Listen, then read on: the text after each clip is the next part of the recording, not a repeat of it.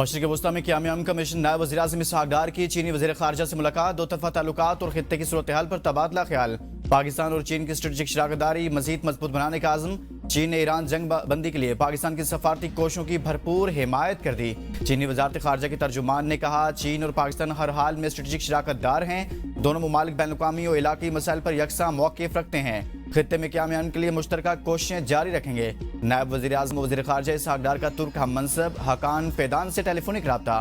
तर्जुमान दफ्तर ख़ारजा के मुताबिक तुर्क वज़ीर ख़ारजा ने हालिया दौरा पाकिस्तान के दौरान मेहमान नवाजी पर इज़हार तशक्कुर किया।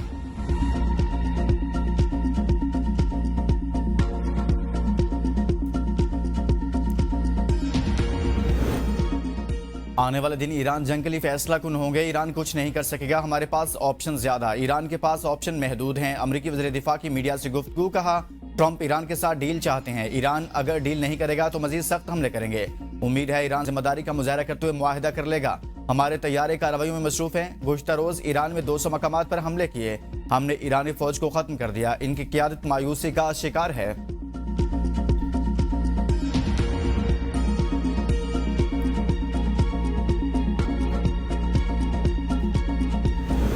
एक तरफ मुज़ाकरात, दूसरी तरफ बर्बरियत। अमरीका और इसराइल ने ईरान पर 2000 पाउंड वजनी बम बरसा दिए। हमलों के बाद शदीद आग लग गई। अमरीकी मीडिया के मुताबिक अस्फहान में 2000 पाउंड वजनी बम से ईरान के असला डिपो, मिसाइल इंफ्रास्ट्रक्चर और मिलिट्री अहदाफ को निशाना बनाया गया। इसराइली फौज का ईरानी शहर मलात पर हमला, 11 अफराद शहीद। तेहरान में भी मिसाइल बनाने वाली तंसीबात को निशाना बनाने का दावा। 40 असला साजी और तहकीकाती मराकज़ को निशाना बनाया गया। सूबा हर्मज़गान में कार्गो बोट पर हमले में 8 अफराद जाँ बाग। तब्रेज़ शहर में पेट्रोकेमिकल प्लांट पर भी हमला।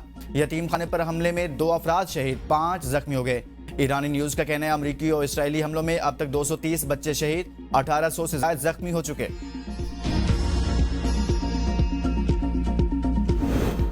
ईरान की ऑपरेशन वादा सादिक 4 की 87वीं लहर। पासदान इनकलाब का सऊदी अरब में अमरीकी वार्निंग रेडार सिस्टम को तबाह करने का दावा।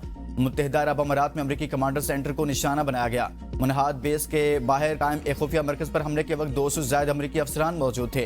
बहरीन में अमरीकी 5th फ्लीट के कमांडर्स के ठिकाने पर भी हमला। एक इसराइली मिल्कियत के कार्गो जहाज को भी निशाना बनाया गया। दुबई के करीब कुवैती ऑयल टैंकर पर मिसाइल हमला। हमले के बाद टैंकर में आग भड़क उठी। सिक्योरिटी और समुद्री निगरानी मजीद सख्त कर दी गई। किसी जानी नुकसान की तफसीलात सामने नहीं आई।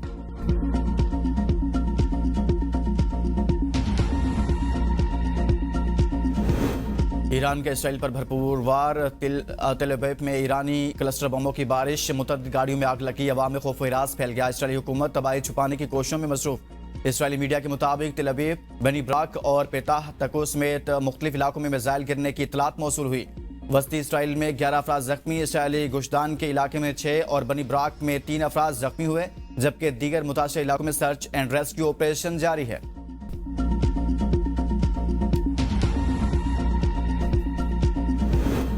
इसराइली फौज की मगरबी लबनान में बड़े ऑपरेशन की तैयारी। मगरबी लबनान के 6 देहात खाली करने का हुक्म दे दिया। इसराइली फौज का कहना है कि फौजी ऑपरेशन से कबल शहरी फौरी इलाका छोड़ दें। अरब मीडिया के मुताबिक इसराइली हमलों के बायस अब तक 12 लाख लबनानी शहरी बेघर हो चुके। नागाहें मुकम्मल भर गई। हिजबुल्लाह के हमलों में इसराइल को भारी जानी नुकसान का सामना। गैर मुल्की मीडिया ने दावा किया है कि जनूबी लबनान से कम 10 हेलीकॉप्टर मुर्दा और जख्मी इसराइली फौजियों को लेकर निकले हैं। इसराइली फौज ने 4 फौजियों की हलाकत की तस्दीक भी कर दी।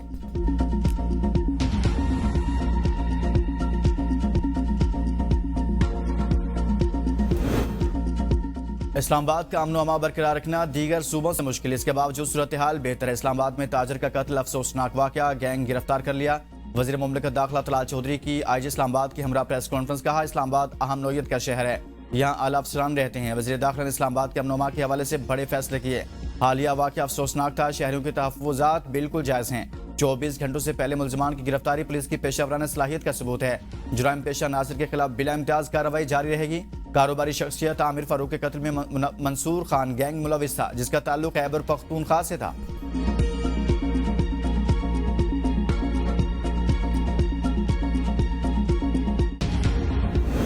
इस्लामाबाद में मारूफ ताजर का कत्ल, 5 मुलजिमान गिरफ्तार। मुलजिमान की उम्र 20 से 21 साल के दरमियान है। असलहा भी बरामद। मुलजिमान को शहजाद टाउन के इलाके से गिरफ्तार किया गया। मुलजिमान ने आमिर अवान को घर के अंदर बीवी और बच्चों की मौजूदगी में गोलियां मारी। फुटेज में मुलजिमान को मकतूल के घर दाखिल होते देखा जा सकता है। मुलजिमान घर में दाखिल होते मुख्तलिफ जावियों से मुआयना करते भी दिखाई दे रहे हैं।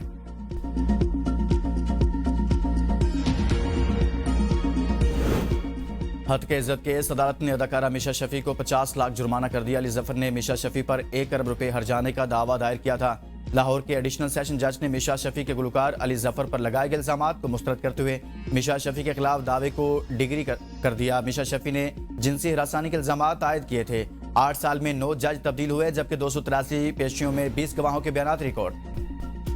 लाहौर कलंदर्स के फखर जमान पर बॉल टेम्परिंग का इल्जाम साबित हो गया। पीसीबी ने फखर जमान पर 2 मैचेस की पाबंदी आयद कर दी। फखर जमान ने HPL PSL के कोड ऑफ कंडक्ट के आर्टिकल 2.14 की खिलाफ वर्जी की। पहली बार लेवल 3 खिलाफ वर्जी पर कम अज कम 1 और ज्यादा से ज्यादा 2 मैचेस की पाबंदी होती है। वाकया लाहौर कलंदर्स और कराची किंग्स के मैच के दौरान पेश आया। अंपायर्स ने लाहौर कलंदर्स को 5 रन की पेनल्टी दी और गेंद भी तब्दील की थी। फैसले के खिलाफ फखर जमान को 48 घंटों में अपील दायर करने का हक हासिल है।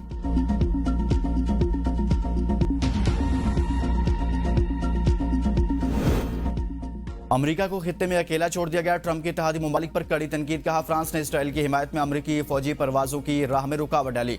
यूरोपीय ममालिक ईरान के खिलाफ फैसलाकुन इक़दामात से गुरेज कर रहे हैं। इत्तेहादी ममालिक अपनाए हॉर्मोज का कंट्रोल संभाल लें। आपको अब अपने लिए खुद लड़ना सीखना होगा। अमेरिका अब आपकी मदद के लिए वहां मौजूद नहीं होगा।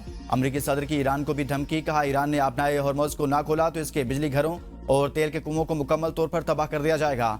अमेरिका नए निजाम के साथ संजीदा मुज़ाकरात में मसरूफ है ताकि फौजी कार्रवाइयों का खात्मा किया जा सके। काफी पेशरफ्त हो चुकी, लेकिन अगर किसी भी वजह से जल्द मुआहदा तय ना पाया तो हम ईरान में अपने क़याम को इस सूरत में खत्म करेंगे कि अभी तक तबाह न किए गए ईरान के तमाम बिजली पैदा करने वाले प्लांट्स, तेल के कुएं, तमाम पीने के पानी को साफ करने वाले प्लांट्स और खरक जजीरे को मुकम्मल तौर पर तबाह कर दिया जाएगा।